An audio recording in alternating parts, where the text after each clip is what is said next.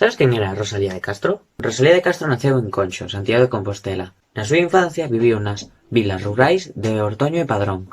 Recibiu formación musical, artística e literaria. Participou nas actividades do Liceo da Xuventude, lugar de encontro de intelectuais comprometidos co movimento provincialista. En 1857 publicou o seu primeiro poema, La Flor, do que o escritor Manuel Murguía fixo unha recensión no xornal La Iberia. De 1858 encinta, casa con Murguía, na igrexa de Santo Ildefonso. En 1859 regresaron a Galicia, onde naceu a súa primeira filla, Alejandra. No mesmo ano volveron a Madrid e publicou diversas obras en galego e en castelán. De xuño de 1862 morrelle en Santiago a súa nai Teresa de Castro, á idade de 52 anos, dunha lesión orgánica no corazón.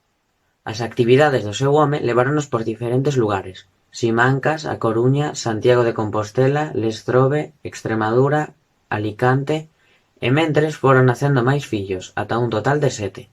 A súa obra reflicte as súas penurias económicas e o seu feble estado de saúde. Tamén denuncia a opresión dos campesiños galegos na súa obra Cantares Gallegos, escrita íntegramente en galego, dándolle comezo ao rexurdimento poético da nosa lingua, que logo continuarán Curros Enríquez e Eduardo Pondal. En 1880 publica Follas Novas, na que expresa a angustia sobre a morte e a soidade do seu humano. Rosalía botou os derradeiros anos da súa vida en Padrón, onde a familia alugara a Casa da Matanza, que despois se convertería na súa casa museo.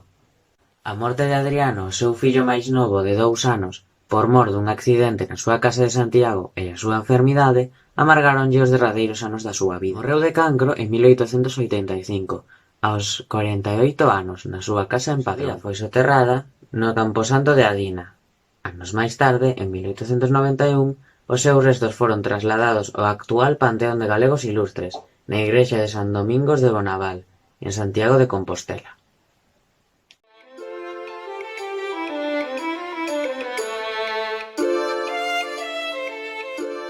Álvaro Cunqueiro Mora foi un novelista, poeta, dramaturgo, periodista e gastrónomo que naceu en Mondoñedo no ano 1911 e morreu en Vigo aos 70 anos.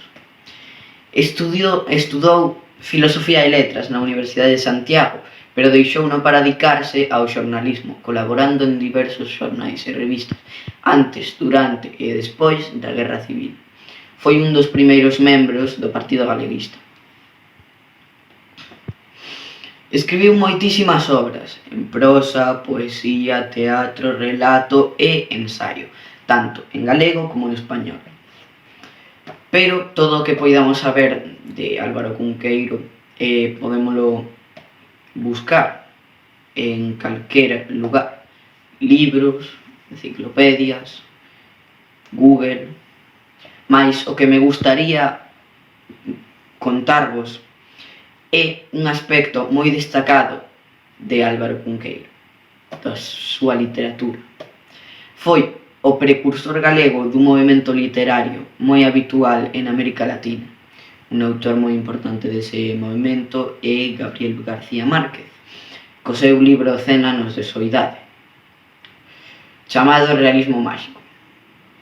Só con visitar a obra de Cunqueiro basta para descubrir un universo no que a historia e o máxico conviven nun perfecta sintonía.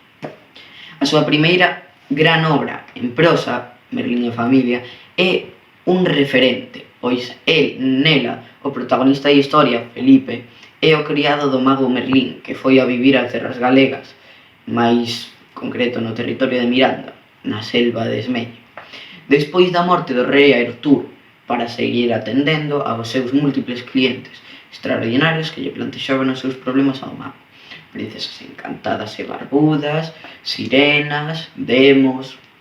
E Felipe o axudaba para conseguir ingredientes para as súas pocións, realizando viaxes e probas cheas de aventuras.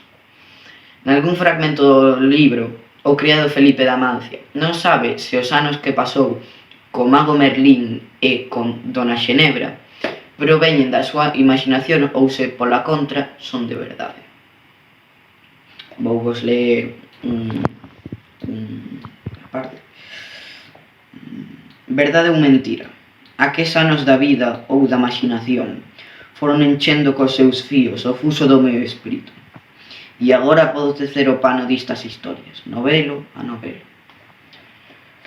Por último, cabe destacar que o seu pobo natal, Mondoñedo, adicou a súa vivenda familiar, onde viviu e escribiu a maior parte das súas obras, tanto en galego como en castelán, como casa museo, onde se pode visitar por €1 e aprender un pouco máis da súa vida. Despídome. Hasta a próxima.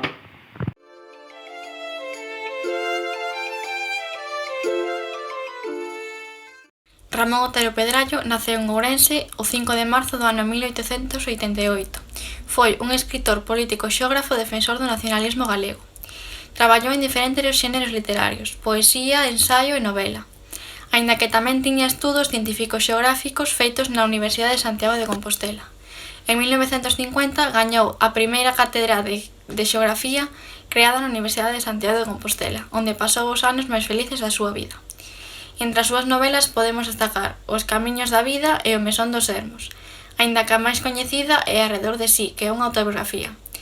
Pertenceu ao grupo de Nós, que era un conxunto de escritores e literarios galegos. O escritor faleceu o 10 de abril do ano 1976 aos 88 anos.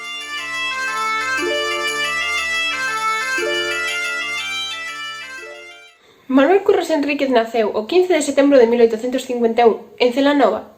Foi un poeta español que escribiu en lingua galega, participou no Rexurdimento, e as súas obras caracterízanse por o seu carácter social. Ademais, Manuel era fillo dun escritor, cursou o bacharelato en Madrid e a continuación estudou Dereito. En 1868 participou na Revolución, onde expresou os seus ideales, protestando nas súas obras. Casa con Modesta Luisa en 1873 e en 1877 recibe un certame poético en Ourense. Máis tarde, Manuel é acusado por un delito de libre exercicio de relixión e condenado a 2 anos de cárcere. O 11 de marzo queda absolto. Emigra a Cuba por temas políticos e alí escribe o seu primeiro xornal, La Tierra Gallega. Falece en Cuba o 7 de marzo de 1908 e os seus restos son traídos a Galicia.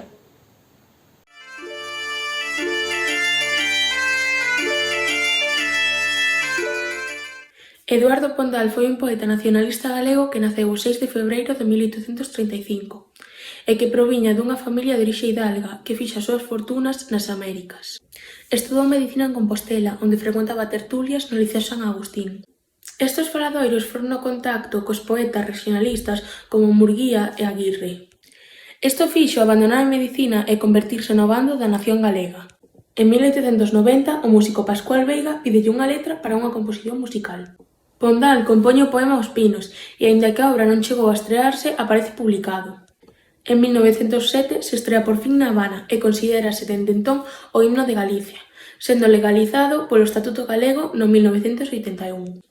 Ao longo da súa vida, Pondal escribiu obras literarias tanto en castelán como en galego. O seu primer poema en galego apareceu en 1862 no álbum de La Caridad. Titulábase A campana de Anllóns e foi escrito para os primeiros xogos florais de Galicia. Tamén escribiu outras obras como Rumores de los Pinos, que é unha colección de 8 poemas en castelán, 11 en galego e 2 bilingües. E Aos e Oas, que é un canto épico ao descubrimento de América. Pero Eduardo María González Pondalavente faleceu un día como hoxe do 1917 na Coruña.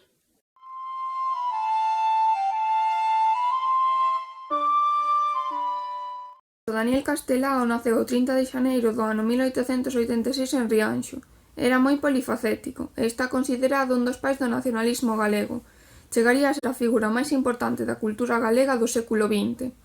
Cando era pequeno tivo que emigrar a Bos Aires, con súa nai, onde ali os esperaba seu pai, e no ano 1900 volveu para Rianxo. O 10 de marzo publicouse en Bos Aires Sempre Galicia, considerada a obra icónica do nacionalismo galego, e foi deputado nas Cortes durante a República e tras a Guerra Civil formou parte do goberno republicano no exilio. Algunhas das súas obras máis importantes son Os vellos non deben namorarse e Os dous de sempre. En decembro do 2011 a Xunta de Galicia declarou a súa obra de ben de interés cultural. A Real Academia Galega de Belas Artes dedicoulle o Día das Letras Galegas do 2016 polos seus méritos artísticos e faleceu o 7 de xaneiro do ano 1950 en Arxentina a causa dun cancro de pulmón.